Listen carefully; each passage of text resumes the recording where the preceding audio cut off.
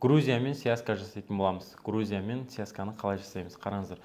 Ол үшін біз Binance-тың ішінде USDT-ға кіреміз, USDT валютасына, яғни Грузияның өзінің валютасымен жасамаймыз, яғни доллармен жасаймыз. Способ оплата таңдаймыз. Біз способ оплата TBC поисққа жазсақ болады сразу. Так, алтыншы жазамыз. TBC банк деп тұрады, міне осылай, и подтвердить дейміз. И осылай шығып тұрады. Енді қараңыздар, біз ең бірінші Қазақстаннан ақша шығарамыз. То есть теңгемен біз доллар сатып аламыз. Сол долларды біз Грузияға сатамыз. То есть Грузияға жібереміз свип перевод арқылы, иә? Оны білесіздер, иә? Так, қараңыздар, біз енді есептеуіміз керек. БЦК банкке кіру керек біз. БЦК банкке кіреміз. Так, біз БЦК банкке қазір кіре алмаймыз, точно. Бізде қазір курс примерно 451 болып тұр. 451-ді көбейтейік. 10 000 долларға ол қанша теңге болу керек? Көбейтеміз. Так, 451-ді көбейтеміз. 10 000 долларға тең. Ол 4 510 000 теңге болады екен. 4 510 000 теңгеге біз 10 000 USDT сатып аламыз. Яғни Грузияның связкасын істеу үшін сіздерде 10 000 доллар болу керек. Яғни аз суммамен істеуге болмайды. То есть аз суммамен істесеңіздер пайда аз қалады былайша айтқанда. Одан бөлекте біз свип переводтың комиссиясын төлейміз. Плюс ол где-то қазіргі курспен есептесек 15 000 теңгедей ақша. 15 000 теңге қоса саламыз. Сонда бізде общий қазір 4 525 000 теңге расход кетеді. Бірақ ол жаққа бізде 10 000 доллар болып түседі былайша айтқанда. Енді бізде Грузияда TBC банкте шот болу керек міндетті түрде. Сол жақта шот болған кезде біз TBC банктен как мейкер болып сатып аламыз. Как мейкер болып. Яғни бізге ол жақтан істеу үшін мерчант аккаунтта керек болады. Мерчант аккаунтта керек. Яғни мына жақта міне көрсеңіздер 1000, яғни 1 USDT-ға 1 доллар сатылып тұр. Мына жерде қарасаңыздар, продать дегенді басатын болсақ, яғни біз купить деп объявление береміз, продать жақта көрініп тұрады, иә? Осылай объявление береміз. Например, біз 10 000 долларымыз бар. 10 000 долларымызға сатып аламыз 10 000 USDT. 10 000 USDT. Енді біз сол 10 000 USDT-ді қайта сатуымыз керек. 10 000 USDT-ді қайта сатсақ болады. Не болмаса осы свип перевод жүрген кезде 10 000 USDT-ді біз Қазақстанға сатып жүрсек болады. Біз просто Қазақстанға сатып көрейік. Ең бірінші алдымен кезет дегенді басамыз. Бізде 10 000 USDT болып тұр, иә? Біз қайтадан БЦК банкты таңдап, БЦК банкке сататын боламыз. Так, обновить жібереміз. БЦК банкты қоямыз. Біз как мейкер болып продать деп объявление беріп сатып жібереміз. За крипто деген жерге 10 000 USDT деп жазамыз.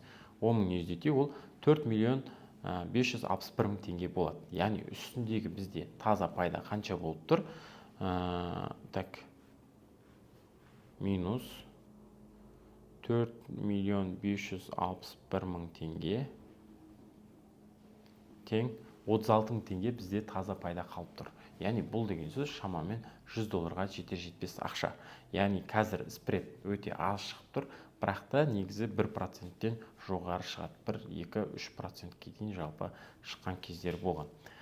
Жалпы әрқалай өзгеріп отырады. Негізі осылай бір круг сразу жасасаңыздар болады. Жалпы БЦК банктен Грузияға ақша шамамен 3 сағат ішінде барады. Солай күніне 2 круг амалдап жіберуге де болады, бірақ кей жағдайда өтпей қалады. Егер олай жасағыларыңыз келмесе, былай жасасаңыздар болады. Долларға ауыстырамыз қайтадан. Долларға ауыстырамыз. И TBC-ға қоямыз. TBC-ға қоямыз. Және де біз 10 000 USDT ғып сатып алдық, иә? Біз Грузияның ішінде классикасын істейміз. Яғни Қазақстанның классикасын емес, Грузияның классикасын істейміз. Бізде TBC-дің шоты бар. Яғни бізде 10 000 USDT-ді банктен сатып алғаннан кейін біз қайтадан сол TBC банкке сатамыз. Объявление беріп. Как продать деп объявление беріп сатамыз. Енді бізде за крипто 10 000 USDT болады. 10 000 USDT. оны біз 10.150 долларға былайша айтқанда сатады екеміз. 10.000 USDT-ді 10.150 долларға. 10.150 доллар ол 10.150 USDT болады деген сөз. Біз енді осыны бір круг осылай жасап алсақ болады. Яғни бұл жақта 10.000 USDT дегеннің өтуі ықтималдығы өте оңай. Яғни бұл жақта барлық былайша айтқанда криптаға доступ беріп қойған, крипта бұл жақта заң бойынша рұқсат етіліп қойған, налогі бәрі деген сияқты. То есть көшеде де жұмыс жасайды, жалпы сондықтан да бұл елмен көптеген елдер жұмыс жасайды. Және де бұл связканы жасау үшін мерчант аккаунт керек, үлкен суммада ақшалар керек болады. Сол үшін де бұл связка осылай көбірек пайда береді. Енді қараңыз, енді біз бір круг жасадық, бір рет классикасын айналдырдық. Грузияның ішінде біз свип перевод жібердік, одан бөлек бір рет классикасын айналдырдық. Енді KZ дегенге қойып қайта сатсақ болады. Қайта сатсақ, бізде қанша теңге шығады қазір? 10.150. Так, 10.150. Так, 150. Ол за 5-қа кірген кезде 4.628.000 теңге болады. Былайша айтқанда біз үстінен таза 100.000 теңге пайда көріп тұрмыз. Яғни 200 доллар пайда көріп тұрмыз. Значит, бізде процент 2% шығып тұр деген сөз.